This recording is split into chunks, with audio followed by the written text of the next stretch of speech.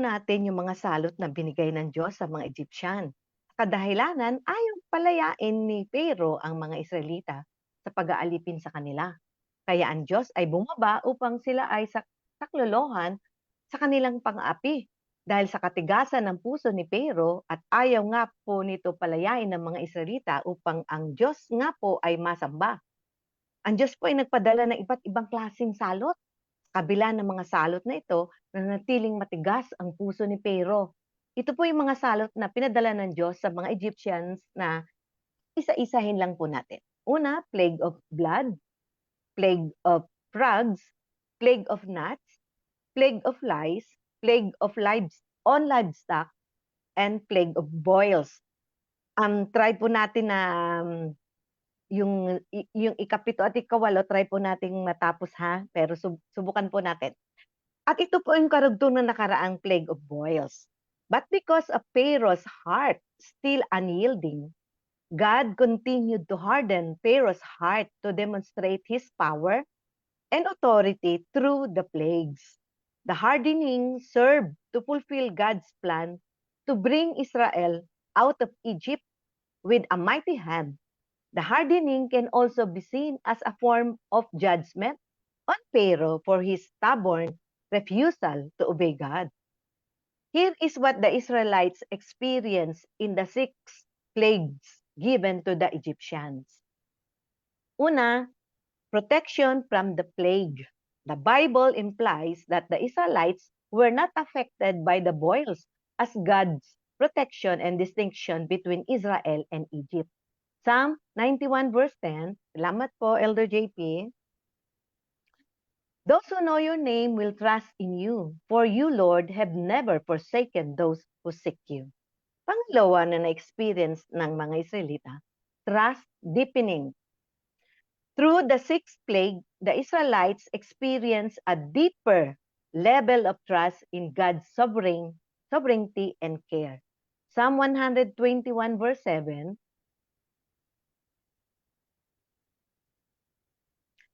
the Lord will keep you from harm, from all harm. He will watch over your life. Pangatlo, a demonstration of God's favor means that God showed kindness, love, and blessing towards the Israelites. Psalm 5 verse 12, for surely, O Lord, you bless the righteous, you surround them with your favor as with a shield. And now, ikapito at ikawalo ang ating aaralin. Sisikapin po natin ha na matakil yung 8, kung hindi po hanggang 7 lang po tayo. Ikapito, the plague of hail, sa Tagalog, salot ng granizo. Umpisahan po natin. Still in the plague of boils, which is number 6, Pharaoh heart is still hardened. Kahit puno na sila ng boils, si Pharaoh at buong Egypt ay matigas pa rin ang mga puso. Exodus 9:11,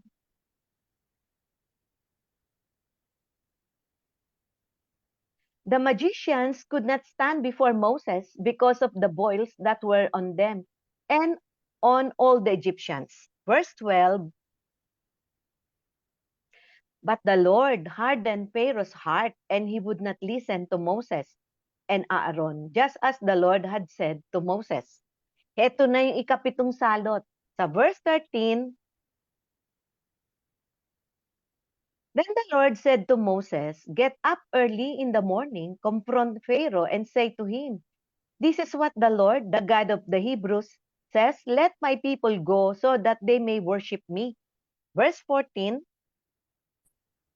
or this time I will send the full force of my plagues against you and against your officials and your people, so you may know that there is no one like me in all the earth. In these verses, God is telling Moses to confront Pharaoh.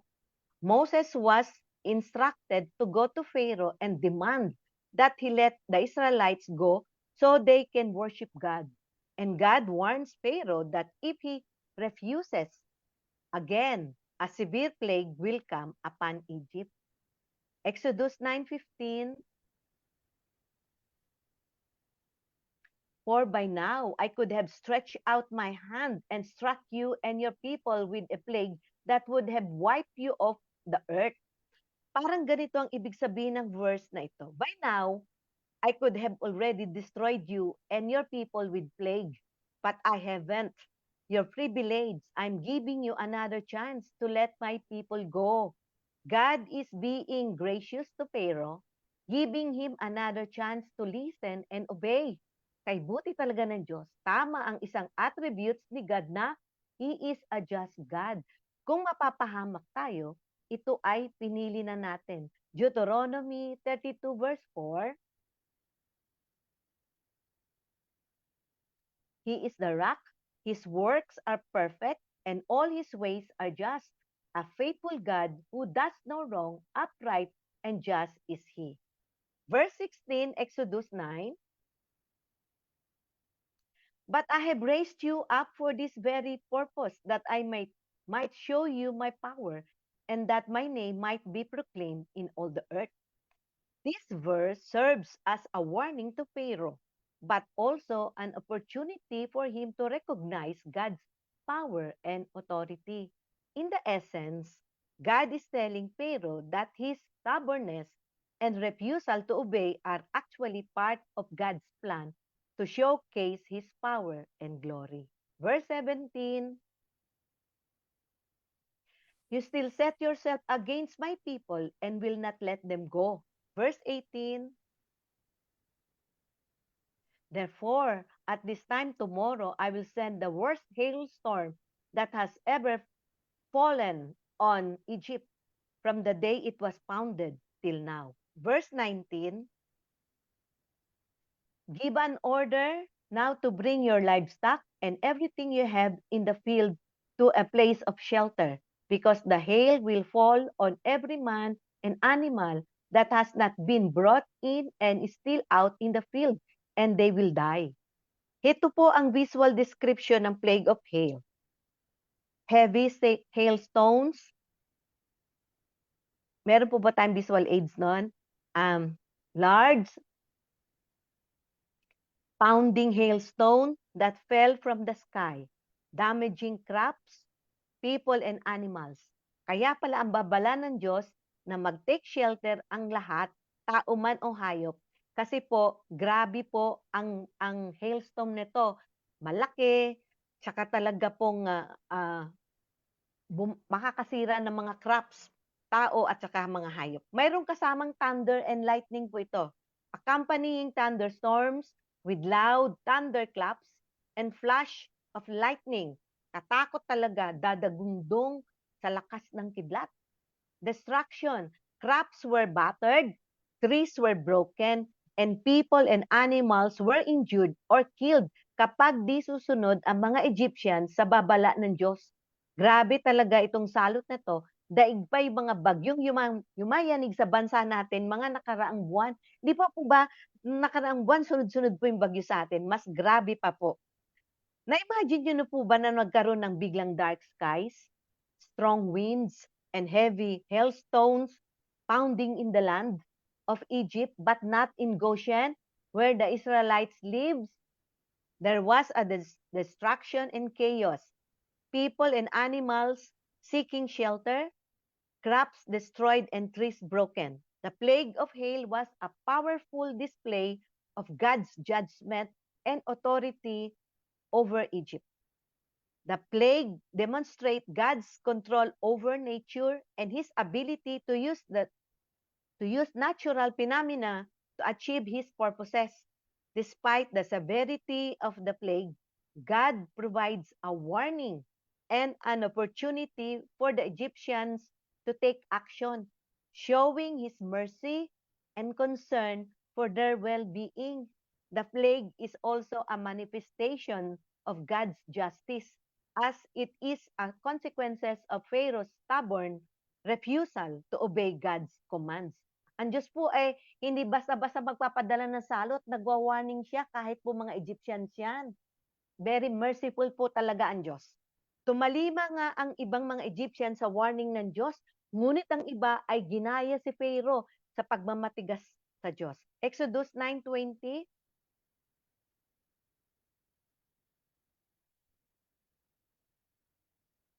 Those officials of Pharaoh who feared the word of the Lord hurried to bring their slaves and their livestock inside. Verse 21, but those who ignored the word of the Lord left their slaves and livestock in the field. Ito na po ang parusa ng salot na ipapadala ng Diyos. Verse 22,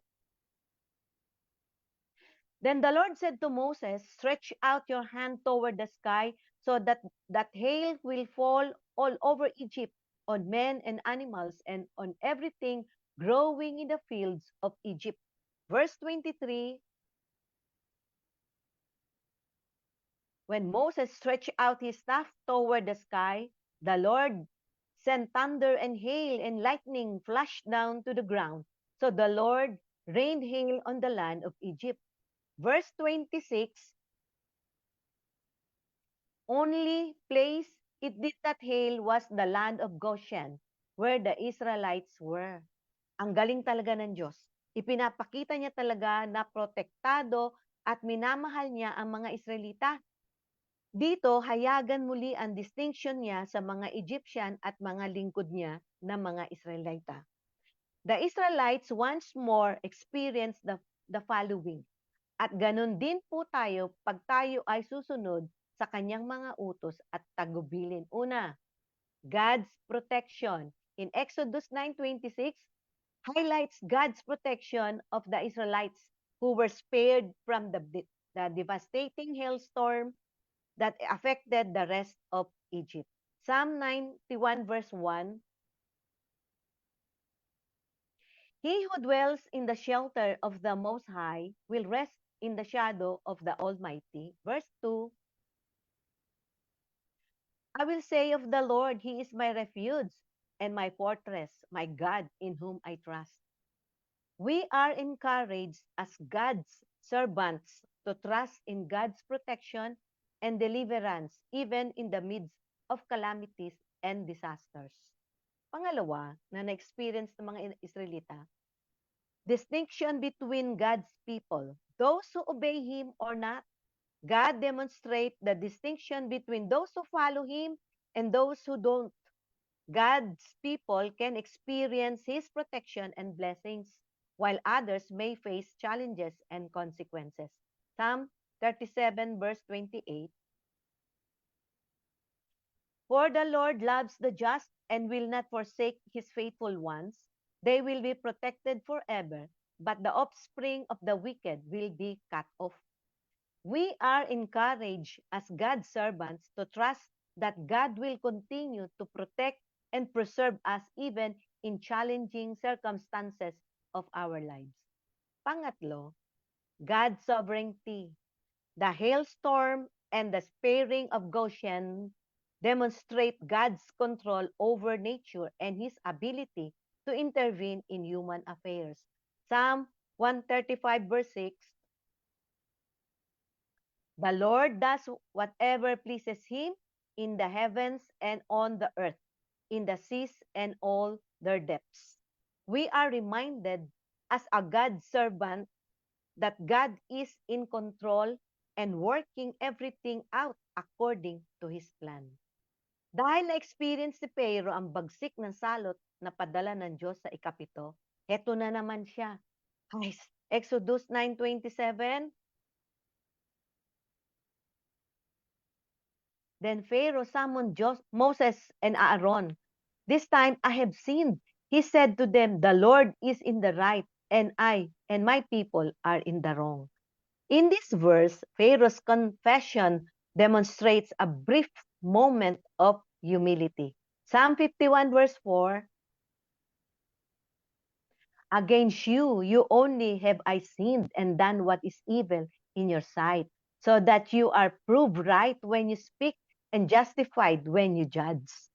Ang pagkakilala sa kasalanan ay isang mahalagang hakbang sa paglapit sa Diyos. Ang Diyos ay matuwid at makatarungan sa lahat ng kanyang mga gawain. Ang pagtatapat at pagkakilala sa kasalanan ay maaring magdulot ng pagbabago at pag-asa para sa bawat isa sa atin. Pero heto ulit si Pharaoh, nakikiusap. Verse 28, Pray to the Lord, for we have had enough thunder and hail. I will let you go. You don't have to stay any longer. In this verse, Pharaoh promised to release the Israelites again. But this promise is likely motivated by his desire to avoid further suffering rather than a genuine change of heart. Kaya in verse 29, Moses replied, "When I have gone out of the city, I will spread out my hands in prayer to the Lord. The thunder will stop and there will be no more hail, so you may know that the earth is the Lord's." Psalm 24 verse 1, "The earth is the Lord's and everything in it, the world and all who live in it." Si Moses po ay kumpiyansa na tutugon ang Diyos sa panalangin at pahintuin ang salot ng hailstorm. Dahil batid ni Moses na kontrolado ng Diyos ang lahat sa mundo at anumang bagay sa langit man o mapalupa. At talagang binigyan diin ni Moses na the earth is the Lord's, calling Pharaoh and the Egyptians to recognize God's sovereignty. This statement is highlighting God's ownership and control over the earth. At alam din ni Moses na in verse 30, "But I know that you and your officials still do not fear the Lord God." Dahil ang tunay na pagkatakot sa Diyos ay nakikita ito sa pamumuhay at di basta sa mga sinasabi o sinasalita lamang. Proverbs 9:10, "The fear of the Lord is the beginning of wisdom, and knowledge of the Holy One is understanding." When we genuinely fear God, we'll demonstrate our respect through obedience to His commands and willingness to follow His guidance. Exodus 9:33, "Then Moses left Pharaoh and went out of the city. He spread out his hands toward the Lord. The thunder and hail stopped, and the rain no longer poured down on the land." Verse 34, "When Pharaoh saw that the rain and hail and thunder had stopped, he sinned again. He and his officials hardened their hearts." Verse 35, "So Pharaoh's heart was hard, and he would not let the Israelites go, just as the Lord had said through Moses." Moses prayed to God, and God stopped the thunder, hail, and rain. However, Pharaoh's heart remained hardened, and he refused to let the Israelites go, despite the miracles. Pharaoh's heart remained hardened, leading to further consequences and plagues. In Jeremiah 17 verse 9,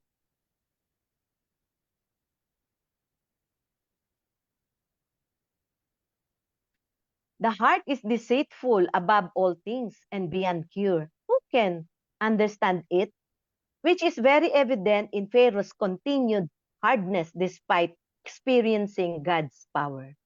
Here are some lessons the Egyptians could learn from the plague of hail, and we can learn from it as well.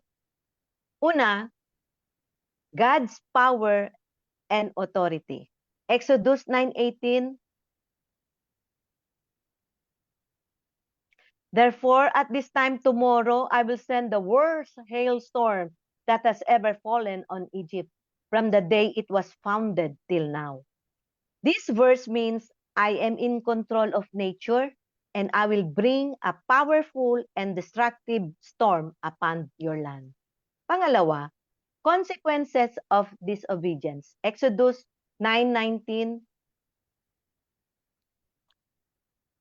"Give an order now to bring your livestock and everything you have in the field to a place of shelter, because the hail will fall on every man and animal that has not been brought in and is still out in the field, and they will die." God is saying, gather your livestock and people from your fields, because a severe hailstorm is coming, and those who remain outside will die. Pangatlo, warning and opportunity to repent. Exodus 9:17, "You still set yourself against my people and will not let them go." God is saying, You're still resisting me and refusing to let my people go, and that's not acceptable. Pang-apat, God's protection and distinction. Exodus 9:26.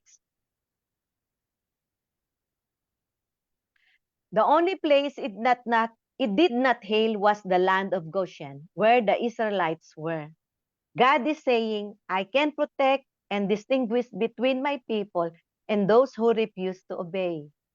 In conclusion of Plague 7, the plague of hail, for Pharaoh and all the Egyptians, the word of God says, Proverbs 16 verse 18, pride goes before destruction, a haughty spirit before a fall. Verse 19, better to be lowly in spirit among the oppressed than to share plunder with the proud. Being humble and modest is more valuable than seeking power or wealth with the proud. This plague showcased God's power and authority over nature, while also highlighting Pharaoh's stubborn refusal to obey. Exodus 9:18.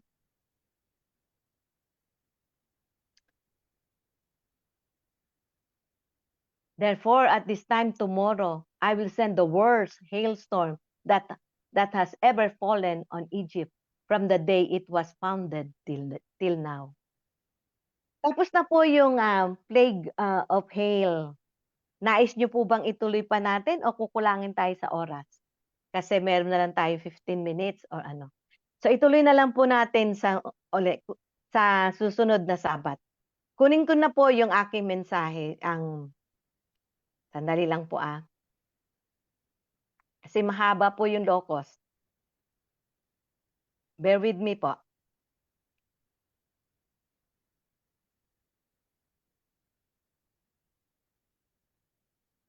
Ang mensahe po ay ito. Yan.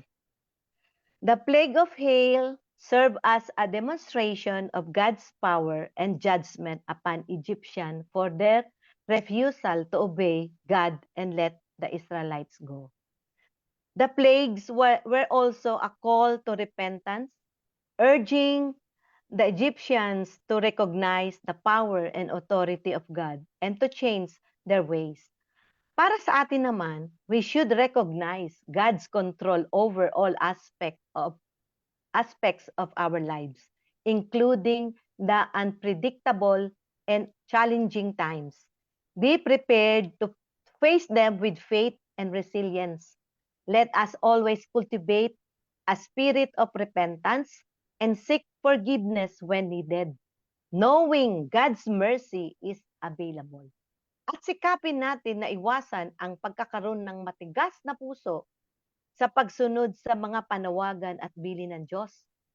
Mahal nga ba natin ang Diyos at ang mga bilin niya? Kung oo ang ating mga sagot, nawa nagre-reflect ito sa ating mga pamumuhay sa pamamagitan ng pagsunod sa kanyang mga alituntunin. Salamat. Isaiah 43 verse 2.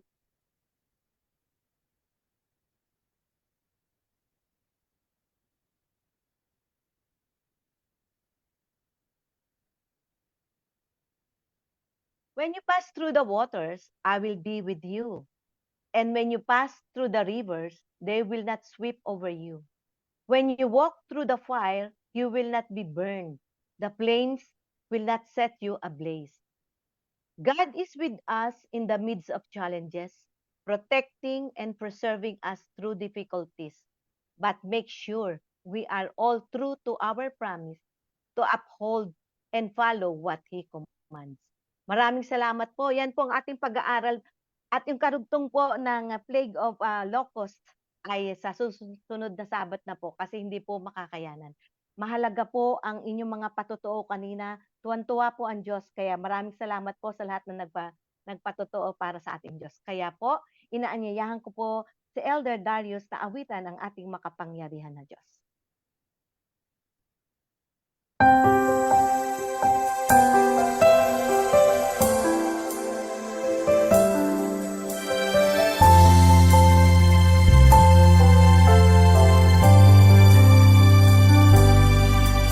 Sadya kay buti ng ating Panginoon, magtatapat sa habang panahon. Maging sa kabila ng aking pagkukulang, biyaya niya'y patuloy na laan. Katulad ng pagsinag ng gintong araw, patuloy siyang nagbibigay tanglaw. Kaya sa puso ko't damdamin, katapatan niya'y aking pupurihin.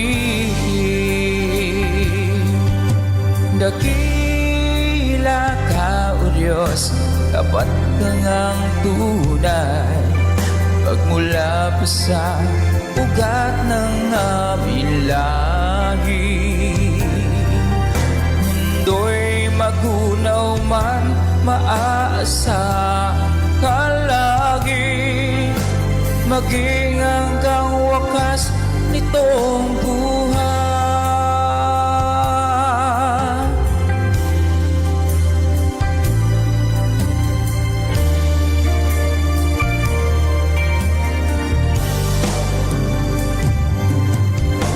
Kaya, O Diyos, ay aking pupurihin, sa buong mundo'y aking aawitin. Dakila ang iyong katapatan, pag-ibig mo'y walang hanggan. Dakila ka, O Diyos, dapat kang ang tunay, magmula pa sa ugat ng aming lahi. Mundo'y magunaw man, maaasahan ka lagi, maging hanggang wakas nitong buhay.